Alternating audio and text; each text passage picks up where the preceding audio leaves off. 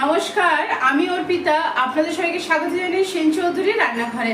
আজ আমি আপনাদের সঙ্গে শেয়ার করব চিজ পটাটো কাটলেট রেসিপি। চলুন সরাসরি শুরু করা যাক। দেখুন, আলু স্ন্যাক্স বানাতে এখানে আমি আলু খোসা সমেত সেদ্ধ করে নিয়েছি। সেদ্ধ করে আমি ঠান্ডা করে নিয়েছি। ঠান্ডা করে এবার আমি শুরু করব। আমি কিন্তু আগে থেকে কাজটা একটু এগিয়ে রেখেছি। এবার দেখুন, সমস্ত আলুর খোসা ছাড়িয়ে নেবো। খোসা ছাড়িয়ে এবার আমি আলু স্ন্যাক্সটা বানিয়ে নেবো। দেখুন, আলুটা আমার খোসা ছাড়ানো হয়ে গেছে। এবার স্ম্যাশারে করে ভালো করে স্ম্যাশ করে নেবো। দেখুন, আলুগুলো আমার স্ম্যাশারে করে খুব ভালো করে স্ম্যাশ করা হয়ে গেছে। দেখুন, গ্যাসের মধ্যে আমি এবার একটা ছোট্ট প্যান বসিয়ে দিয়েছি। প্যানটা প্রথমে খুব ভালো করে গরম করে নেবো। একটু জল ছিল বলে জলটা ঝরিয়ে দিলাম। এবার এর মধ্যে দিয়ে দিচ্ছি অল্প পরিমাণ বাটার। বেশি দিলে হবে না, অল্পই বাটার দিতে হবে। আমার এখানে আলু আছে প্রায় 7-8টা মতো, মাঝারি সাইজের, বড় সাইজের না। বড় সাইজের যদি আলু বলেন তাহলে ওই 2 কি 3টে মতো আলু আছে। আমি সেই জন্য হাফ টেবিল স্পুন মতো আমি এখানে বাটার দিলাম। মানে মাঝারি সাইজের যে স্পুন হয় সেই স্পুনের হাফ স্পুন মতো বাটার দিলাম। বাটারটা দেখুন মেল্ট হয়ে আসছে। এই সময় আমি দিয়ে দেবো কুচি রাখা রসুন। এখানে রসুন আছে পুরো ভর্তি 1.5 টেবিল স্পুন। এবার গ্যাসের ফ্লেমটা বাড়িয়ে রসুনটাকে আমি খুব ভালো করে বাটারের মধ্যে ভেজে নেব। দেখুন, রসুনটা বাটারের সঙ্গে খুব ভালো করে আমি ভেজে নিয়েছি। এবার ভাজা এই রসুনটা বাটার সমেত এই আলুটার মধ্যে আমি দিয়ে দেবো। দেখুন, এবার দিয়ে দিচ্ছি আমি এখানে ঝিরিঝিরি করে কেটে রাখা পেঁয়াজ। সব কিছু দিতে হবে ভীষণ অল্প, বেশি দিলে এটা তো ভালো লাগে না খেতে। আমি দিয়ে দিলাম ঝিরিঝিরি করে কেটে রাখা পেঁয়াজ। দেখুন, দিলাম হালকা অল্প করে কাশ্মীরি লঙ্কার গুঁড়ো, একটু কালারের জন্য কাশ্মীরি লঙ্কার গুঁড়ো, কালারটা খুব সুন্দর আসবে বলে। দিয়ে দিচ্ছি পরিমাণ মতো নুন। দেখুন, এবার দিয়ে দিচ্ছি আমি গোলমরিচের গুঁড়ো ঠিক করিনি, আমি আধ ভাঙা করে করেছি। দেখতে পাচ্ছেন গোলমরিচটা দিয়ে দিলাম। পরিমাণ অনুযায়ী দিলাম, আপনারা আপনাদের পরিমাণ অনুযায়ী দিয়ে দেবেন। দেখুন, দিয়ে দিলাম আমি এখানে অরিগ্যানো। দিয়ে দিচ্ছি চিজ। দেখুন, দিয়ে দিলাম পরিমাণ মতো কর্নফ্লাওয়ার। এবার সমস্ত কিছু উপকরণ একসঙ্গে এবার ভালো করে মেখে নিতে হবে। দেখুন, সমস্ত উপকরণ দিয়ে খুব ভালো করে আমি মেখে নিলাম। এবার আমি এখান থেকে স্ন্যাক্সগুলো বানিয়ে নেব। দেখুন, এখানে ব্রেড ক্রাম্প নিয়ে নিয়েছি। ব্রেড ক্রাম্পের মধ্যে দিয়ে দেবো আমি একটুখানি নুন। দেখুন, আমি আলুর থেকে একটু ডোটাকে গোল করে নিয়ে এই 2টো আঙুলের মধ্যে এইভাবে দিয়ে আস্তে আস্তে করে এটা আমি ত্রিকোণা শেপ দিয়ে নিচ্ছি। আপনাদের যার যেমন মন সেরকম শেপ দিয়ে নেবেন। দেখুন, খুব মোটা কিন্তু করবেন না, আবার একদম পাতলা তাও নয়। এবার এটা আমি ব্রেড ক্রাম্পের মধ্যে জাস্ট কোট করে দেবো।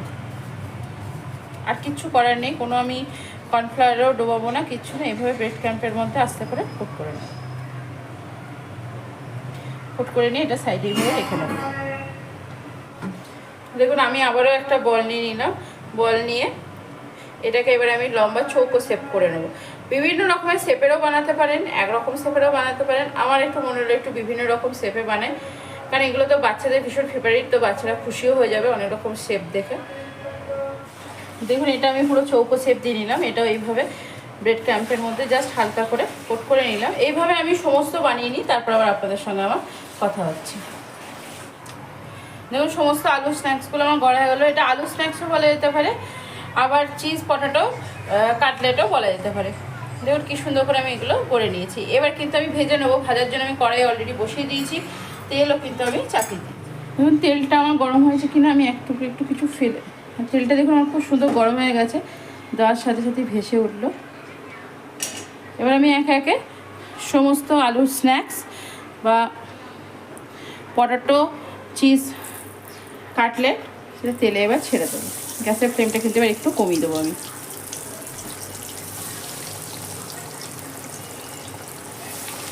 আর দেওয়ার সাথে সাথে কিন্তু উল্টাবেন না, একটু ওয়েট করবেন, তারপরে কিন্তু আস্তে আস্তে এটা উল্টাতে হবে। একবার খুঁজিটা দিয়ে দেখবেন এটা নিজের থেকে উল্টাচ্ছে কিনা। দেখুন নিজের থেকে কিন্তু উল্টে যাচ্ছে। দেখুন তেলটা কতটা ফেনা হয়েছিল, আস্তে আস্তে তেলের ফেনাটা কেটে তেলটাও কিন্তু এবার আস্তে আস্তে স্বচ্ছ হয়ে যাচ্ছে। কাটলেটগুলো দেখুন কত সুন্দর ভেসে উঠেছে। একটু লাল লাল করে কিন্তু এটা ভাজতে হবে। দেখুন আমার খুব সুন্দর করে ভাজা হয়ে গেছে। এবার আমি এগুলো তুলে নিচ্ছি। তেলটা কিন্তু এইভাবে একটু ঝরিয়ে নেবে। দেখুন এতেই কতটা সুন্দর আওয়াজ আসছে। এটা আমি তুলে নিলাম। ওই তেলে আবারও আমি ছেড়ে দিচ্ছি কাটলেট। এইভাবে আমি সমস্ত কাটলেটগুলো আস্তে আস্তে করে ভেজে নেব। আপনারা যদি এই কাটলেটটা স্টোর করতে চান, তো এই যে ব্রেড ক্রাম্বটা দিলাম, এই ব্রেড ক্রাম্বটা দেওয়ার পর এটা কিন্তু আপনি ফ্রিজে রেখে দিতে পারেন। ফ্রিজে রেখে দিলে 4-5 দিন মতো থাকবে। আর যদি আপনারা ডিপ ফ্রিজে একদম স্টোর করেন তাহলে কিন্তু এটা প্রায় 1-1.5 মাস মতো থাকবে। ডিপ ফ্রিজে স্টোর করলে ভাজার বেশ কিছুক্ষণ আগে বের করে ভেজে নিলে আবার একদম যেমন টাটকা ভাজা হচ্ছে সাথে সাথে বানানো এরকমই খেতে লাগবে। দেখুন আমার ভাজা হয়ে গেছে, কতটা ক্রিস্পি হয়েছে আপনাদের একটা দেখায়।